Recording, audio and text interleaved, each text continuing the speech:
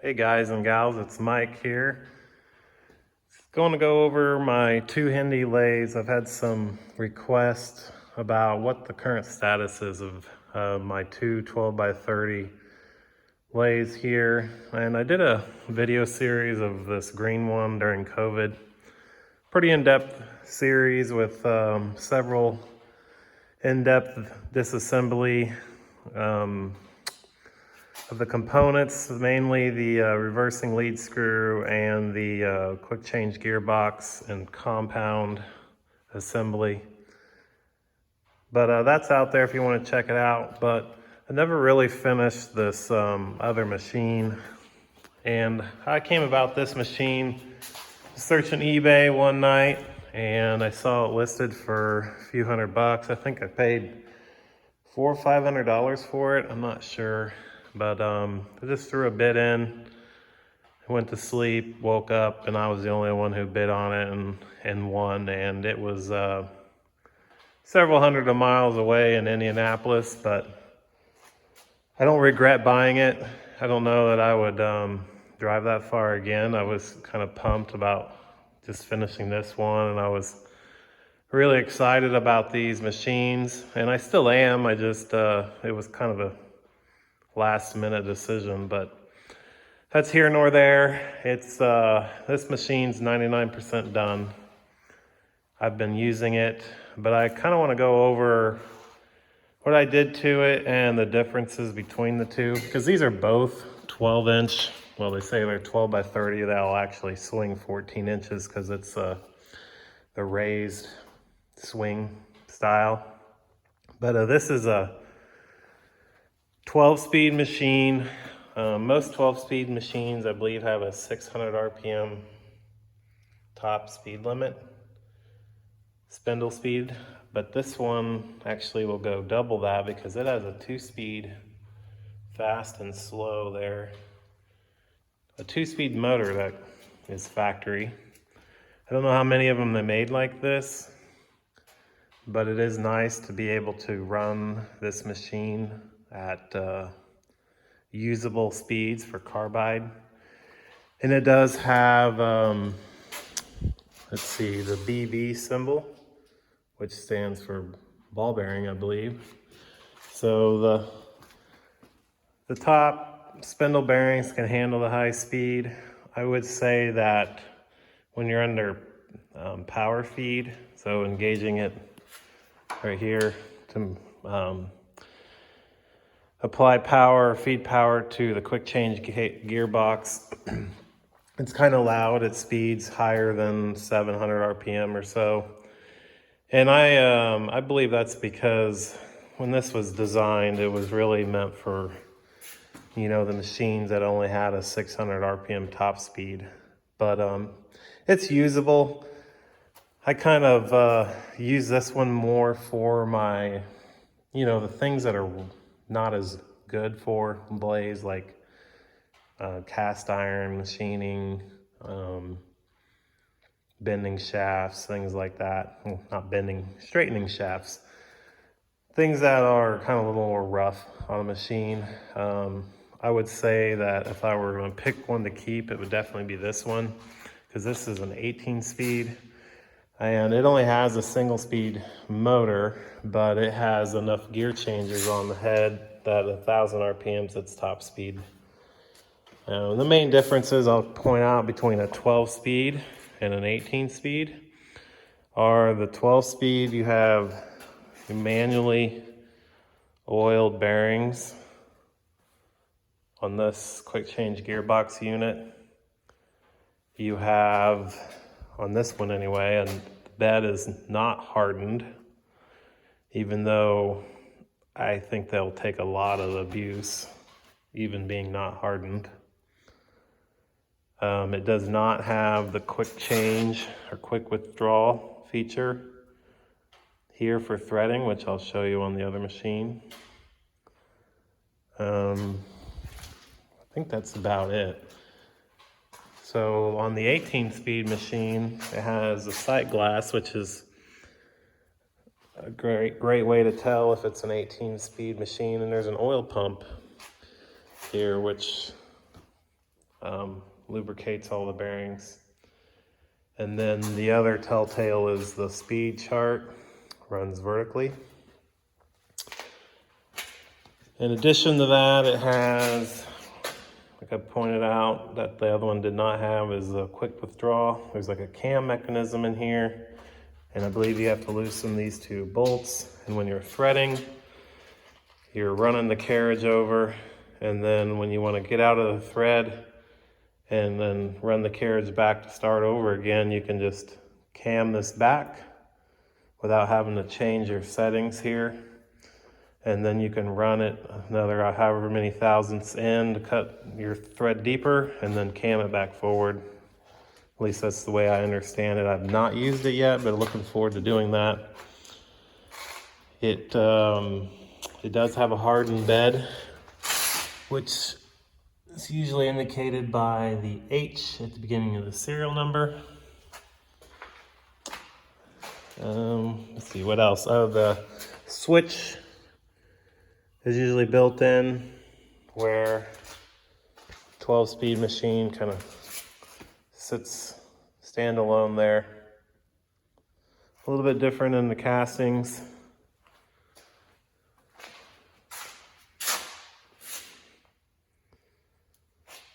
There's a few parts.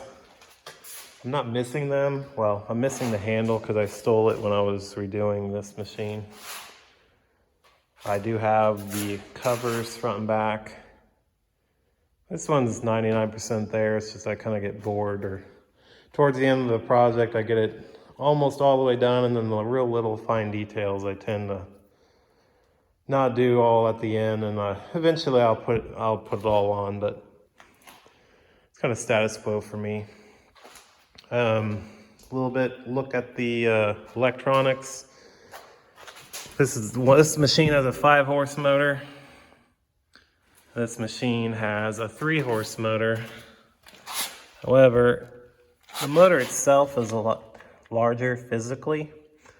Being it's a multi-speed motor, it has extra poles in it to get to dual speed, which in turn makes the motor physically larger.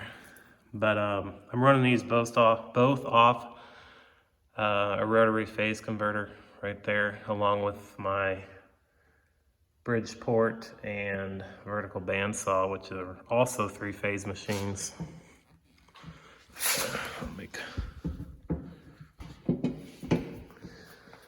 As far as engaging this quick change gearbox, there's this lever up here and a sliding gear. That machine is essentially identical. Also has the sliding gear. I mentioned how the green one is louder under power feed. The oil lubricated, newer style quick change gearbox is quite a bit quieter. So I'd prefer to do any of my high speed power feed turning on this machine. And I intend to, I think since, a 3-jaw scrolling chuck is quicker to set up, I'm going to put that chuck on this machine and kind of save that one for more of the precision jobs. And I was going to show you the electronics, but being that this is 2-speed, it's got a lot more contactors and relays. So the box in the back here is quite large, and there's another one on the side. I think the reversing and the dual speed contactors on that machine has only got one forward and 1 speed, but you get all of the higher RPM out of the 18-speed head. You can see that the significantly smaller. And I'm gonna give a shout out, a long overdue one, to Bill P. He sent me these fuses that fit this. It had some copper pipes cut off before, so I appreciate that, Bill. Has the taper attachment, a couple little items I don't have on yet. I do have them. That machine is missing the taper attachment, but it doesn't affect its use. You can lock the sliding part of the taper attachment to the saddle, and it has no effect on its use without it being there. This one, come over here, the bearings on the head are, this one is a TRB, so I guess it's tapered roller bearing, and this one is ball bearing. Both of them are pretty tight machines. I haven't done a 2-color test on this one yet. This one does have some wear in it. You can work around it, but again, I'm not using this for super high precision operations. I'm going to save that for this machine. I do have a sprung for a used Aloris on both. And then I have mostly import holders. I do have one Aloris holder.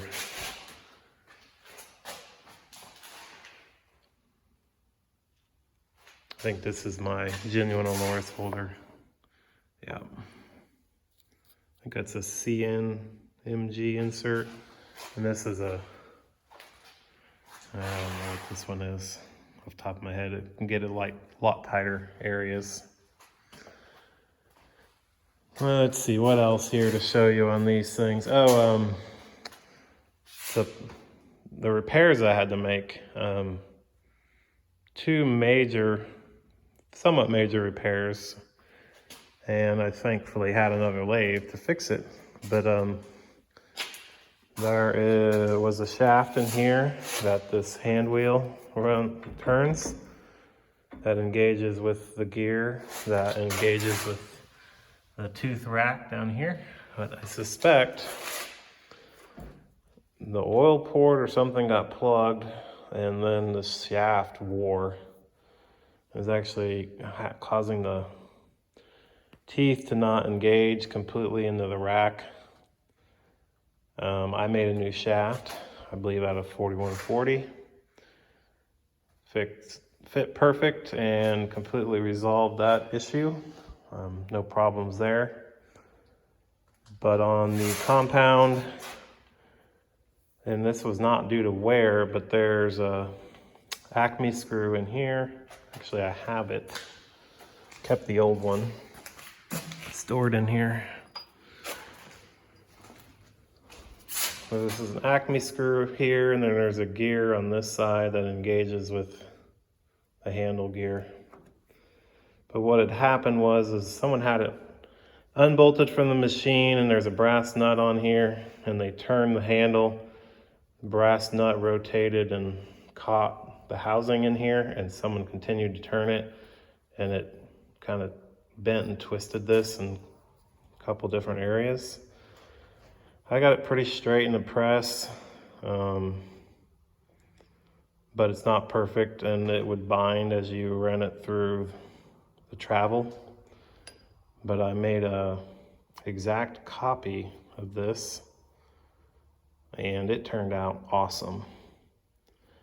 Absolutely no problems. It's super smooth now. And that was kind of challenging because this is a left-hand thread Acme. So other than those 2 repairs, one was not really the machine's fault. Someone had bent it. This being I didn't really find anything else wore out, I'm pretty sure it was due to a lubrication issue. But I've gone through this entire machine and unplugged all of the oiling ports and things. Both of these machines had dried up grease or oil in the oiling system of the carriage and saddle. So I highly recommend that you go through them. I'm sure that they can take a fair amount of abuse, but I don't know about you, but I prefer to have my parts well oiled. So they're a little tight in here, but I mean, I don't do this professionally. This is hobby. These are both way overkill for hobbyist machines, but that's kind of my MO. I overkill everything and don't have a lot of money in them. I just have a lot of time, but I enjoyed the restoration, and I think that's about it. So I may show some videos of using these machines, fixing some projects that I got going on. Mainly my new toy, which is this Case 1840 skid steer. So I'm going to be putting out some videos of some projects on it. Mainly just tightening up some bushings on the cylinders and some other areas. I'm going to work through it and, you know, kind of bring it back up to snuff. I don't know how in-depth of a restoration I'm going to do on it, or if I'm just going to do a mechanical restoration. But it's not terrible, but it does need some things tightened up. So anyway, that's going to be the end of this one.